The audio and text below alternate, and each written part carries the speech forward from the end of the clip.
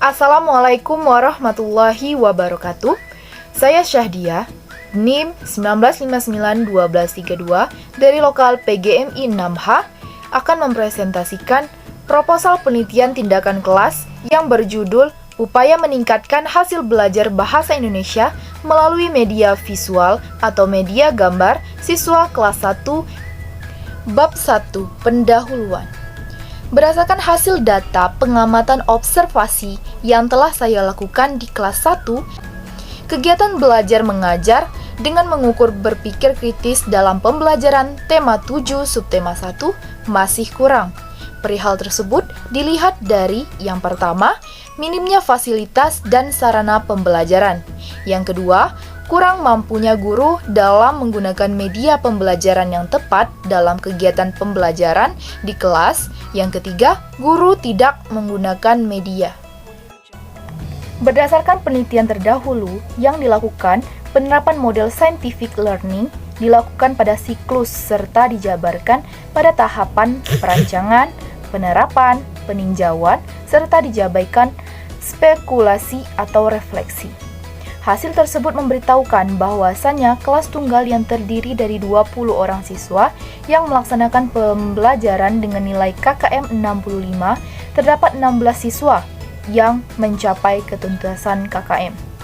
Secara klasikal, 75% untuk mendapatkan peningkatan signifikan dengan mencapai 95% sehingga dapat dilihat bahwa siswa berhasil dalam pencapaian yang diharapkan. Adapun identifikasi masalah, yang pertama yaitu minimnya fasilitas dan sarana pelajaran. Yang kedua, kurang mampunya guru dalam menggunakan media pembelajaran yang tepat dalam kegiatan pembelajaran di kelas. Yang ketiga, guru tidak menggunakan media.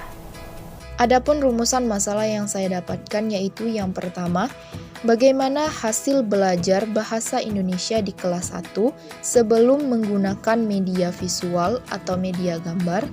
Yang kedua, bagaimana pelaksanaan penggunaan media gambar pada mata pelajaran bahasa Indonesia di kelas 1. Yang ketiga, bagaimana peningkatan hasil belajar bahasa Indonesia setelah menggunakan media gambar. Adapun tujuan dari penelitian ini yaitu yang pertama, untuk mengetahui hasil belajar bahasa Indonesia di kelas 1 sebelum menggunakan media visual atau media gambar. Yang kedua, untuk mengetahui pelaksanaan penggunaan media gambar pada mata pelajaran bahasa Indonesia di kelas 1.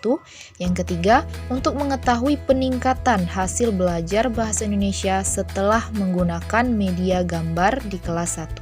Adapun manfaat dari penelitian ini ada manfaat teoritis dan manfaat praktis. Yang pertama, manfaat teoritis.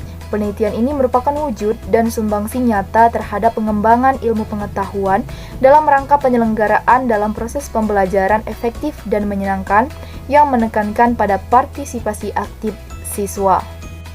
Adapun manfaat praktis yaitu yang pertama bagi siswa, meningkatkan aktivitas belajar siswa di kelas 1 dengan menggunakan media gambar.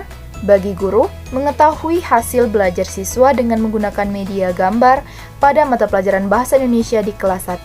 Yang ketiga, bagi sekolah, yaitu hasil penelitian dapat dijadikan tolak ukur pengambilan kebijakan dalam rangka perbaikan proses pembelajaran yang dilaksanakan guru, sehingga tujuan penyelenggaraan pendidikan di sekolah dapat dicapai secara optimal. Adapun bagi peneliti, yaitu mengetahui gambaran proses penggunaan media gambar dengan hasil belajar siswa kelas 1. Kemudian kita masuk ke bab 2, tinjauan pustaka. Hasil belajar. Yang pertama, pengertian hasil belajar. Hasil belajar merupakan bagian terpenting dalam pembelajaran. Nana Sujana mendefinisikan hasil belajar siswa pada hakikatnya adalah perubahan tingkah laku sebagai hasil belajar dalam pengertian yang lebih luas, mencakup bidang kognitif, afektif, dan psikomotorik. Dan sisi siswa, hasil belajar merupakan berakhirnya pengajaran dari puncak proses belajar. Adapun faktor yang mempengaruhi hasil belajar yaitu yang pertama, faktor internal adalah faktor yang ada dalam diri individu yang sedang belajar. Yang kedua, faktor eksternal adalah faktor yang ada di luar individu, yaitu faktor eksternal meliputi faktor keluarga, sekolah, dan faktor masyarakat.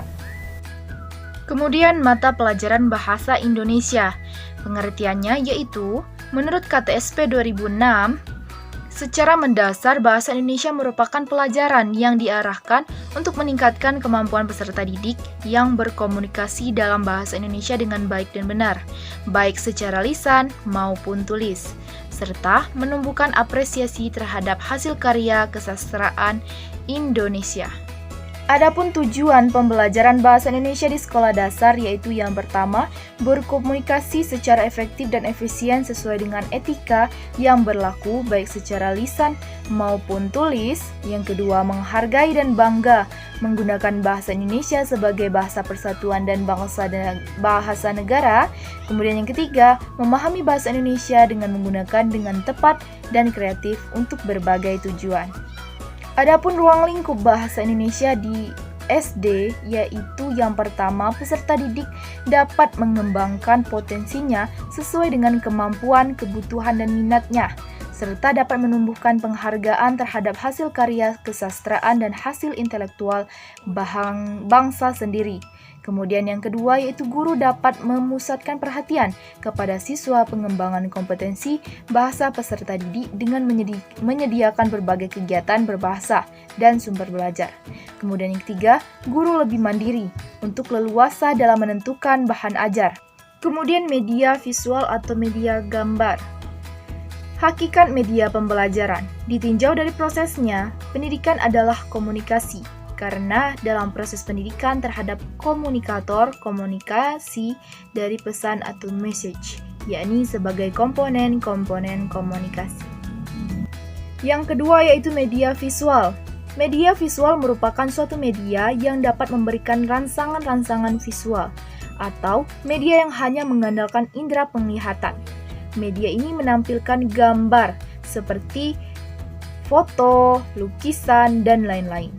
Ada pula yang menampilkan gambar atau film gerak yang bisu. Kemudian, media ini tidak memiliki unsur suara dan hanya dapat dilihat oleh mata. Kemudian, kata media berasal dari bahasa Latin yaitu medium, yang secara harfiah dapat diartikan sebagai perantara atau pengantar. Bab 3. Metode penelitian. Adapun penelitian ini, saya menggunakan metode penelitian tindakan kelas.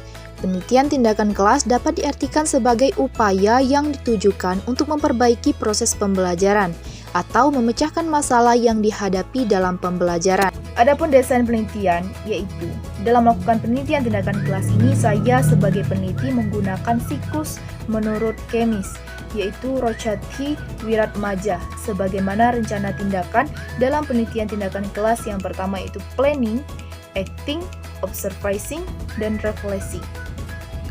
Adapun lokasi yang menjadi tempat penelitian adalah di salah satu sekolah dasar negeri. Peneliti melakukan penelitian ini di kelas 1 yang dilaksanakan pada tanggal 27 April 2022 pukul 9. Yang menjadi subjek penelitian adalah siswa kelas 1 dengan jumlah siswa terdiri dari 8 laki-laki dan 12 perempuan. Adapun instrumen penelitian yaitu dalam tindakan kelas ini adalah lembar observasi, soal, tes, foto, dan arsip, teknik analisa, data cara menghitung data kuantitatif yang diperoleh dari hasil tes siswa secara individu, diolah dengan mencari rata-ratanya. Kriteria tingkat keberhasilan aktivitas respon siswa. Mungkin hanya itu presentasi dari saya. Lebih dan kurang saya mohon maaf. Kepada Allah saya mohon ampun. Saya akhiri.